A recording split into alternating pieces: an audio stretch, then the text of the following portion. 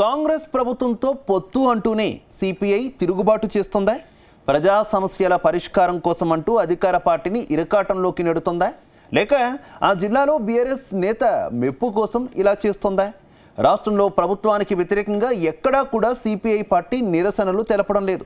కానీ ఆ జిల్లాలో మాత్రమే ఎందుకు నిరసనలు తెలుపుతున్నారు?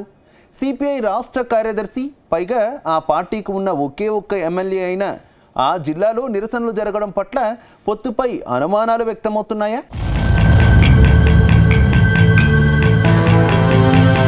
ఖమ్మం జిల్లా అంటేనే ప్రజా ఉద్యమాల పురిటికట్ట.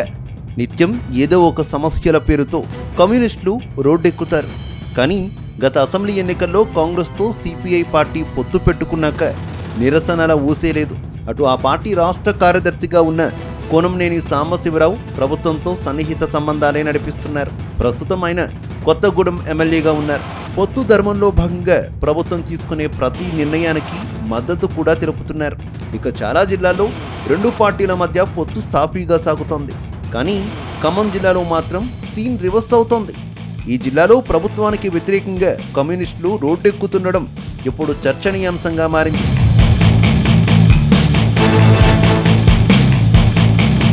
ఇటీవల ఖమ్మం నగర కార్పొరేషన్ కార్యాలయం ఎదుట సిపిఐ నేతలు నిరసనకు దిగారు.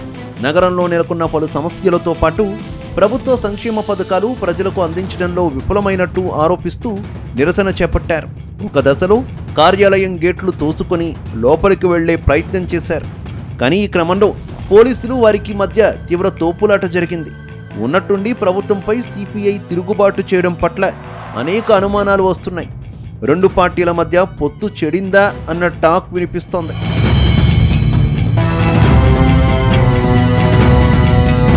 ప్రస్తుతం ప్రభుత్వంలో మిత్రపక్షంలో ఉన్న సిపిఐ నిరసనలకు ఎందుకు దిగిందనే ప్రశ్నలు వస్తున్నాయి. పార్టీ రాష్ట్ర కార్యదర్శిగా ఉన్న కోనంనేనికి తెలిసి జరిగిందా లేదా అనే ప్రశ్నలు ఉన్నాయి. ప్రభుత్వం తీసుకునే నిర్ణయాలకు సిపిఐ మద్దతు పూర్తిగా ఉంది. అయితే రాష్ట్రంలో ఎక్కడా లేని విధంగా ఖమ్మంలోనే ఎందుకు నిరసన చేపట్టిందనే చర్చ లోకల్గా జరుగుతోంది. జిల్లాకు చెందిన ఓ బీఆర్ఎస్ నేత కనుసన్నల్లో సిపిఐ పార్టీ నడుస్తుందనే ప్రచారం జరుగుతోంది. ఆ క్రమంలోనే ప్రభుత్వానికి వ్యతిరేకంగా ఆయన సూచనతోనే ఈ నిరసన జరిగినట్టు సమాచారం. మిగతా ప్రాంతాల్లో ఎక్కడా పార్టీ పరంగా చేపట్టిన నిరసన ఖమ్మంలో చేపట్టడం పట్ల ఈ అనుమానాలకు బలం చేకూరుతుందనే టాక్ వినిపిస్తోంది.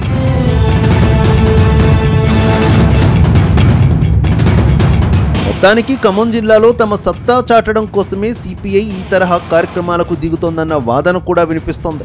ప్రస్తుతానికి పొత్తు సజావుగా సాగుతున్న ఇటువంటి కార్యక్రమాలు చేస్తుండడంతో భవిష్యత్తులో పరిస్థితి ఎలా ఉంటుందో అనే ప్రశ్నలు ఇరు పార్టీల నేతలను టెన్షన్ పెడుతున్నాయట. ఒకవేళ స్థానిక సంస్థల ఎన్నికల్లో కూడా ఇలాంటి పరిస్థితులే కంటిన్యూ అయితే ఆ ప్రభావం ఎన్నికలపై ఎఫెక్ట్ చూపే ప్రమాదం ఉందని కాంగ్రెస్ నేతలు గుసగుసలాడుకుంటున్నట్టు సమాచారం. ఇప్పటికైనా సిపిఐ నేతలకు కోనంనేని సాంబశివరావు దిశానిర్దేశం చేయాలని కోరుతున్నారట. చూడాలి మరి ఈ విషయంలో కోనంనేని మాటలను కమ్యూనిస్టులు వింటారా లేక లైట్ తీసుకొని బీఆర్ఎస్ నేత డైరెక్షన్లో ముందుకు సాగుతారా అనేది తెలియాలంటే మాత్రం కొద్ది రోజులు ఆగాల్సిందే.